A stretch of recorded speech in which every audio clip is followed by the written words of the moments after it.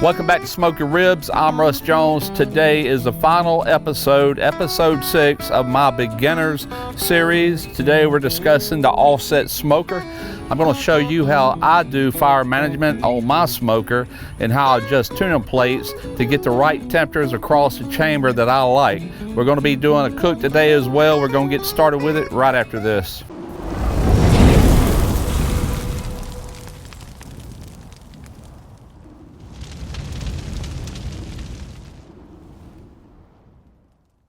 I guess a good place to start would be right here at the firebox. On my pit, this is a 24 inch by 24 inch firebox. And this is, of course, where you will build the fire, and we'll be doing that momentarily. This is a fire management basket. You don't have to have this in place, but let me tell you, it really does help. It truly does. In the past, when I built a fire, a lot of times the logs would run off and you had in there trying to move them around with a pair of big tongs, wood tongs, this, that, and the other. But with this, they stay a lot more stationary. Plus, where the vent is on the front door, it drafts right through the fire and right out into the chamber. So it's very, very effective. But let me show you this front vent. What I try to do is I try to leave this open at all times, wide open. And if you look at the top vent, it's also wide open, always in the wide open position.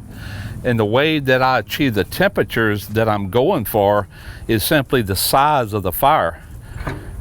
The bigger the fire, the hotter the pit. Smaller the fire, the less. And you can do this year round, but in August and July, the really hot months, this pit with the black paint can actually get up to around 130 degrees inside this before I ever light the first fire. So it really doesn't take much of a fire when it gets that hot. One little single split like that will usually maintain my 250. And also in a case like that, that's where I actually would start to choke down the air intake. As long as you can maintain an active fire without the fire going out and smoldering, it really doesn't matter. You can use this bottom vent to adjust and regulate your temperature, but I like to leave it wide open. You don't have to, you can regulate it down, just ensure that the fire is active. I mean, you have a real live fire in there at all times. That's what gives you that very thin, very blue, and good tasting smoke. If you start getting that white billowing smoke, then you've got ventilation issues. You're not getting enough air to keep it ignited. That, or you got damp wood or something like that. So let's take a look on the inside. I've got the grates out of this right now. Take a look down here at the tuning plates. Now this is how you regulate the temperature across the chamber. And if you'll look, I've got about a 1/2 inch gap right here, and then your next gap needs to be twice what your first one is. So this is roughly 1 inch. It might not be quite 1 inch, but you can slide these, and then 2 inches. What this is going to do is kind of even out the heat across this pit. Now you can also take and spread these out further, and what I have found on this pit is that by spreading these even further, you can actually have a hotter end over here on your stack side away from the fire. It can be hotter here than it is here because of the way you got these spaced out. That's just something on your pit you're going to have to play with and figure out exactly where to set these. Depending on the results. If you want a cooler side, or hot side, cooler side, however you want it, you would do it with these tuning plates. And I'm keeping mine adjusted right about there. I might spread this one out a little bit more. That's pretty close. Now, let's say you're doing a single protein right here in the middle. A lot of times what I'll do is I'll leave this 1/2 inch gap, I'll push these together, and I'll put that protein right there. All the heat's really going up under it and coming back over. You know what I'm saying? This is what's heating up your chamber. And I'll have me one single grate thermometer on there, and when I get that at the temperature I'm looking for, I just maintain that temperature. But there again, the tuning plates is how you adjust temperature across this. And we're not going to get into talking about a reverse flow pit. That's something totally different. Basically, it's got this solid all the way across. The heat runs under it, back over the top, and it vents out this side. And that too gives you more of an constant temperature across your pit. So I'm going to put the grate in this, and we're going to start a fire. And I'm going to show you exactly how I start the fire and get all this set up and ready for the cook. All right, now, so not trying to step on anybody's toes. If you happen to have one or whatever, you might love it. But my honest opinion is, if you're going to get an offset, you need to go with a higher quality, a heavier build pit. That's how you're really going to get the efficiency from your wood and get the results that you're looking for. I have been burned. I bought a real cheap one time in a box store, big box store, and I didn't know what I was looking for. I didn't know enough about them. And to find out, the firebox was made out of sheet metal. So what happened was, this thing was a absolute fuel hog. I had to keep loading logs, instead of the heat going through the chamber and out like it should. Most of the heat was going out through that little thin sheet metal. It was just, you know, heat rises, it was going right through it. And it just, man, it was terrible. It kind of burnt me on offset smokers until I finally got a good one. So I would recommend, if you're getting an offset smoker, the firebox, I'm going to say 1/4 inch thickness. That's a minimum I would go with. That's what this is. But 3/16 will also work, but I do not go no lighter than 3/16. And just look at the overall heaviness of the pit. This one weighs in at over 900 pounds, 926 pounds, not including the wheels. That's just the steel on this. So there's a lot of meat there. It's real beefy, and believe me, it works fantastic. If you live up north, you can get these fireboxes in 1/2 inch thickness, or you can get them insulated. So that's the key thing. You're going to pay more. They're not cheap. They are expensive, but in the long run, you'll be much happier. All right, so I'm using this. This is actually lighter from the pine tree. These start up really quick, and I've got about 4 of them right between these 2 logs. I'm gonna light that up. Now, you might notice that I've got some logs on top of my pit, and basically what I use that for is just to get these good and hot, to where as I need a split, it'll already be somewhat heated up, and they ignite really quick, which will also keep down on the bad smoke. A lot of people also take a log like this and put off to the side of their fire to do the same thing. They could put one here and one over here, same results. I've always just put them right here on top, because this top gets really hot. So we're going to go ahead and light this up.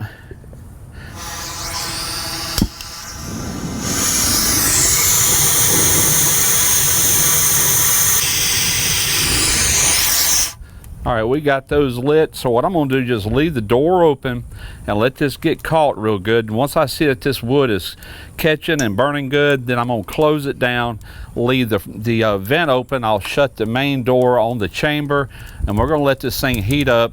And it's also gonna drive out any moisture just from it sitting up. It's gonna take roughly 40-45 minutes to get this pit up to the temperature I'm looking for, which is 250 degrees for today's cook. All right, what you're looking at here is an olive round. This is beef. It's typically a very tough cut of meat, but the grain all runs in this pattern right here. That's what I like about it for doing like a pit beef sandwich, and that's what we're doing today. We'll be slicing very thin across the grain. Don't really need this fat on here. Very little, if anything. Definitely don't need these real thick pieces like this. So I'd rather trim that off and get some good seasoning on here. So I'm gonna go ahead and get all this trimmed off. I'll bring you back here momentarily and show you which rub I'm using. All right, I've got it all trimmed up to my likings. Little pieces here, I'm not worried about this. It's not going to affect anything in the world. This is how much waste I ended up with, most of that being fat. Now the rub I'm using, this is by PS Seasoning. This is their Texas Barbecue Rodeo rub.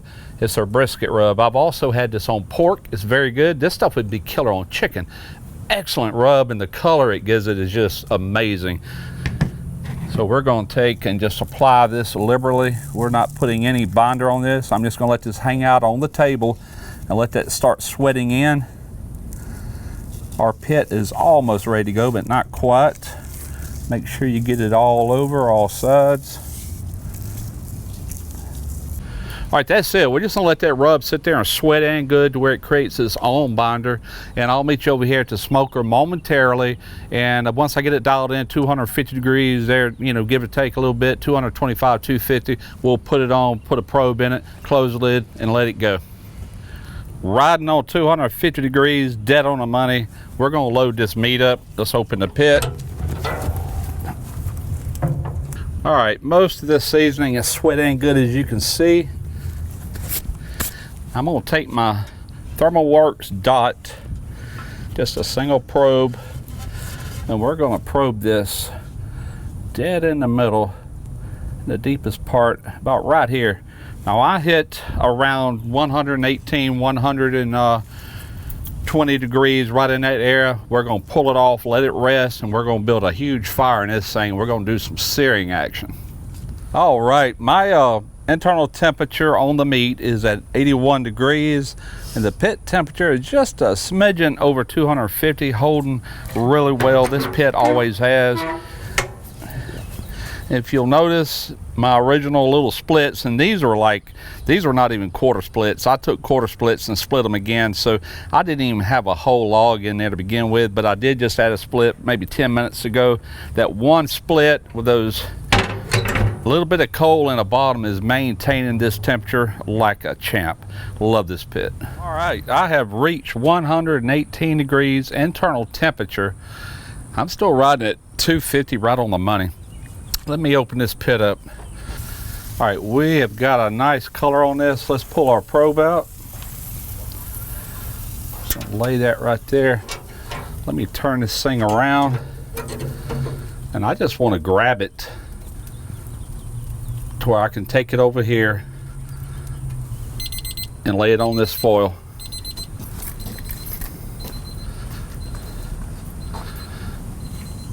Right here.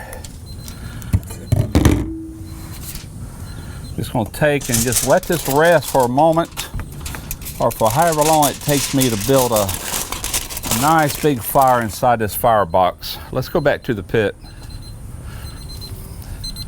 All right, while this is good and hot, I want to go ahead and brush all this off my grates. That looks good. We're going to close our lid back down. Getting ready to remove the wood off of here to where I can open this. I'm going to put some grill grates under this. We're going to build this fire, get it stoked up, really hot, ready to sear. All right, I'm going to go ahead and lay some logs in here. We got a good hot charcoal bed. About one more small one. That should be good. All right, I've got my grill grates in place. We're just gonna do a real quick brush on this. Clean them up right there on that extreme surface. That's what's coming in contact with the meat. I've been heating these up for around 5 minutes. They should be getting hot. We're gonna take a little spray oil. This is canola oil. We're just gonna spray the surface. That'll stop the meat from sticking. All right, there we go. Let's get the meat on and start searing. All right, so I'm just gonna roll this out. There we go. We're just gonna sear each side of this until we get a little bit of color. That's really all we're after. And it's also gonna bring the internal temperature up to more of a medium rare. We're shooting for like a 130.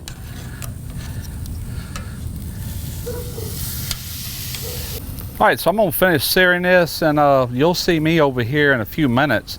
I'm gonna wrap it up with foil, just let it rest, and then once we get it cool enough to handle, we're gonna slice it. All right, let's unwrap it. Get ready to slice in this. Oh, that's pretty. That looks great. Nice and juicy. All right, the first thing I wanna do, make a little easier slice, is I wanna cut right in the middle. Just see what the inside looks like. It's still a little warm.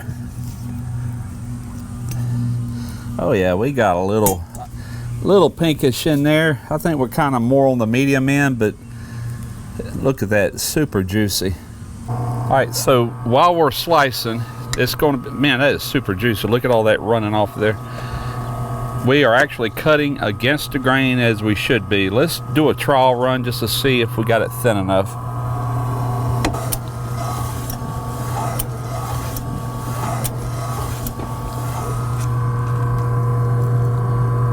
That is perfect. That is like deli slice thin right there.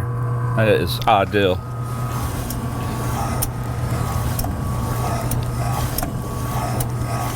All right, I've got a little left over here that I'll finish slicing. Just wanting to get enough to finish this video. What I've got here is some more of the PS Seasoning Texas Rodeo Brisket Rub. And we just want to lightly season some more of this because it never got any seasoning on the inside. Just for a little added flavor.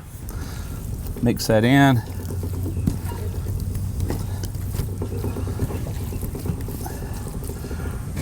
A little bit more.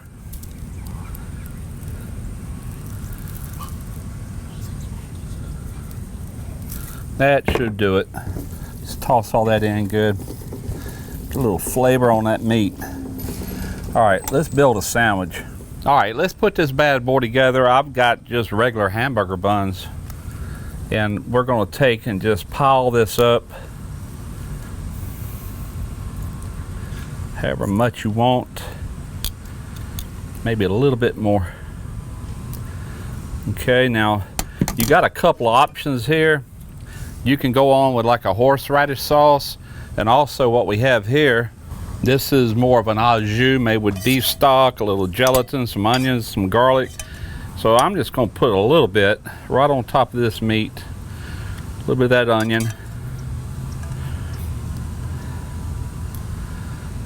Now I've got a lot of videos where I put together my own horseradish sauce. I'm just going store-bought today for simplicity reasons.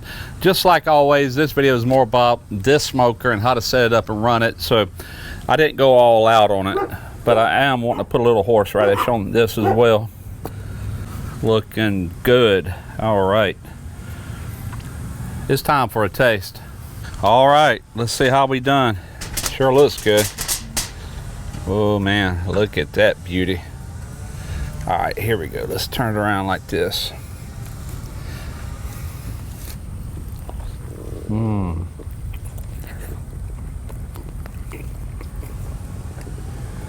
Napkin. Fantastic. A relative cheap cut of meat. Tough. This is just super tender. Let me see if I can show you this. I mean, it just pulls right apart. When you cut it thin like that, you have gotten rid of all the toughness of it. Melts in your mouth.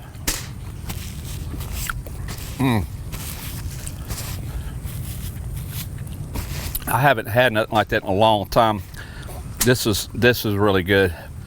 Once again, the Lone Star Grill's all set, rocked it. I've yet to be disappointed with any cook off of this particular smoker. And as I said earlier, if you got to pay more, which you will, for a pit like this, it's so well worth it. Just save your pennies, save your dimes, and quit wasting your money in these big box stores getting this thin wall stuff that's going to eat out in no time. You can thank me later on that. If you've ever owned a cheap one and then owned one like this, you would know instantly the difference in the results and how they run. I promise you. I hope y'all got something from this video. Hope you enjoyed it. Until next time, smoke your ribs. Oh man, I gotta go in for one more bite. That is good.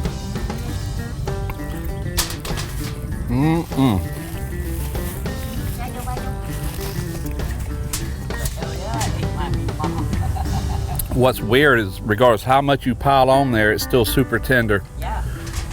Just because of the way it's cut.